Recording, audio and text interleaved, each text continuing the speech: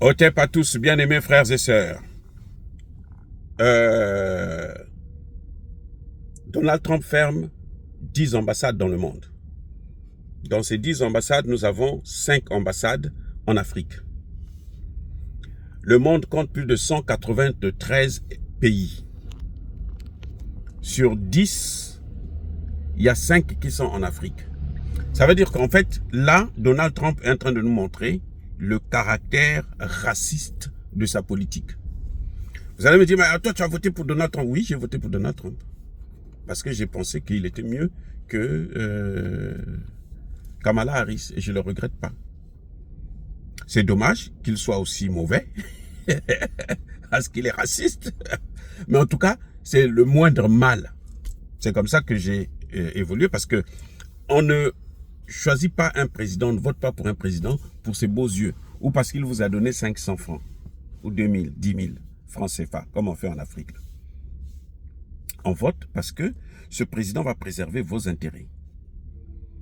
Et quand il y en a 2 candidats, vous regardez parmi les 2 qui sont mauvais, hein, on la peste, le choléra, vous regardez, bon, qu'est-ce qui va me donner un peu plus de jours pour survivre avec la maladie?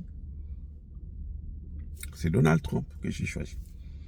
Mais Donald Trump est allé s'entourer de Elon Musk. Mais alors, un raciste de dernier cri. Vous savez, Elon Musk, là, c'est le fils des hommes qui ont pratiqué l'apartheid en Afrique du Sud. Et comme le lion ne peut pas donner naissance à un chien, alors Elon Musk est comme ses pères, comme ses grands-parents. Le père d'Elon Musk, il est là en Afrique du Sud. Elon Musk investit partout sauf en Afrique du Sud. Pourquoi? Parce que s'il investit en Afrique du Sud, 30% de ses investissements il doit vendre 30% de son entreprise à l'Afrique du Sud.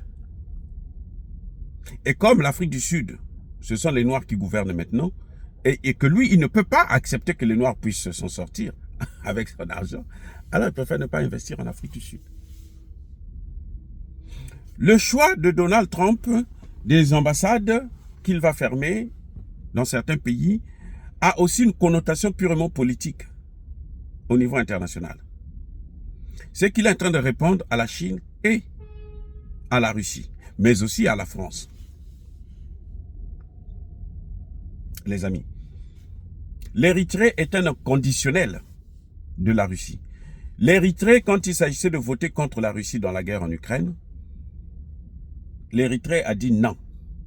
Le Congo-Brazzaville s'est abstenu. C'est une autre façon de dire non aussi. Mais on voit bien la différence. L'Érythrée a dit non. Il ne s'est pas abstenu. Son non est plus catégorique et plus fort que celui, par exemple, du Congo-Brazzaville. Les 2 pays sont dans la même liste. Vous voyez maintenant le problème. Donc, le Congo a été sanctionné pour ses relations avec, comment vous l'appelez, avec la France. C'est ça le grand problème, avec la France. L'Érythrée a été sanctionnée pour ses relations avec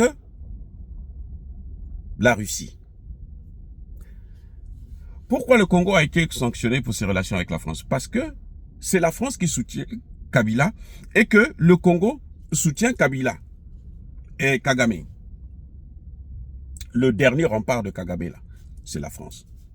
Si au Conseil de sécurité, on n'a pas pris de sanctions contre Kagame, c'est à cause de la France. Et le Congo-Brazzaville soutient Paul Kagame. En tout cas, de ce que disent les Américains, c'est ça. C'est pour ça que les Américains ont mis en garde le Congo-Brazzaville en lui disant « Tu dois arrêter ce soutien parce que si tu continues, nous allons te faire aussi des problèmes. Nous allons te créer tous les problèmes du monde. » Vous voyez, c'est ça le problème. Donc, l'attitude de Donald Trump se justifie non seulement par rapport à son caractère racial, parce que si la moitié des pays sur 195 ou 94 États dans le monde, il y en a 5 sur les 10 qui vont voir les ambassades des États-Unis fermées chez eux, c'est qu'il y a un problème. Il y a un problème grave. Mais en fait, ça, ce n'est pas mauvais en tant que tel. Hein? Ce que je comprends, c'est que si les Américains continuent avec cette attitude, mais c'est très bien qu'ils quittent l'Afrique. Pourquoi ils installent des ambassades en Afrique et des bases militaires? Ils n'ont qu'à arrêter avec ces bases militaires. Ils n'ont qu'à installer les bases militaires aux États-Unis. Pourquoi ils viennent seulement installer des bases militaires en Afrique? L'Afrique, c'est seulement un objet pour les Américains. Et ça, il faut que ça s'arrête. Donc, de ce point de vue, les pays qui ont été sanctionnés, parce que c'est en quelque sorte une sanction, eh ben, devraient se réjouir. Mais pas ceux qui soutiennent la France, parce que la France, c'est aussi le mal de l'Afrique. La RDC, aujourd'hui, est dans cette situation en partie à cause de la France. C'est la France qui bloque toutes les résolutions pour neutraliser Kagame. En tout cas, politiquement parlant. Et l'Érythrée paye le prix. Mais vous avez la Chine aussi.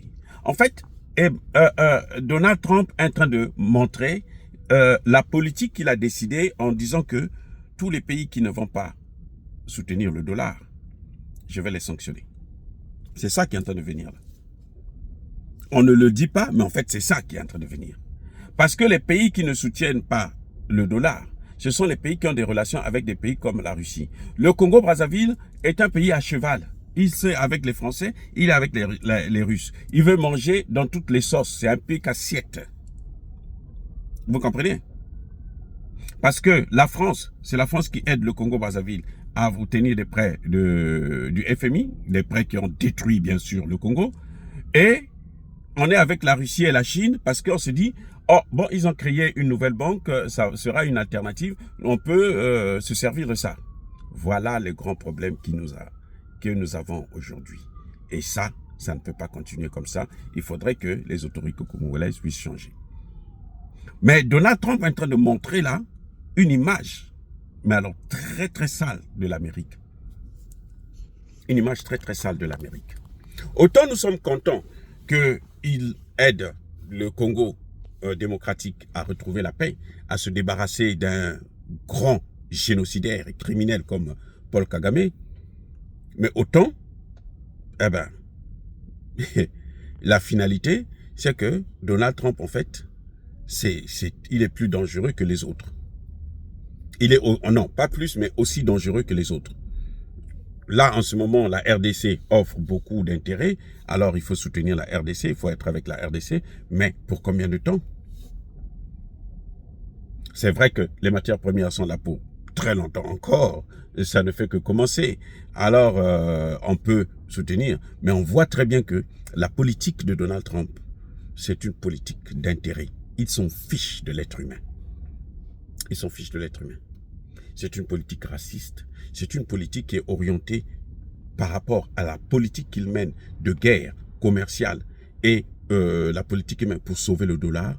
Il faut commencer par couper l'herbe sous les pieds de la Chine et de la Russie.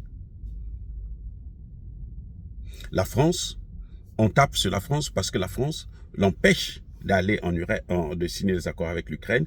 Et aussi, c'est la France qui soutient Paul Kagame. C'est pour ça que tous ceux qui sont avec la France, comme le Congo-Brazzaville, sont sanctionnés dans cette affaire. Ce n'est pas par hasard. Le choix de ces pays-là, ce n'est pas par hasard. Ce n'est pas parce que ces pays-là ne sont pas bons ou quoi, machin, non.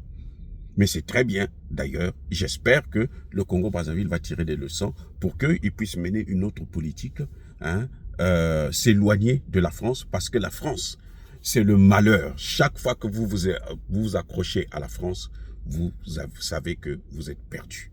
Soyez bénis.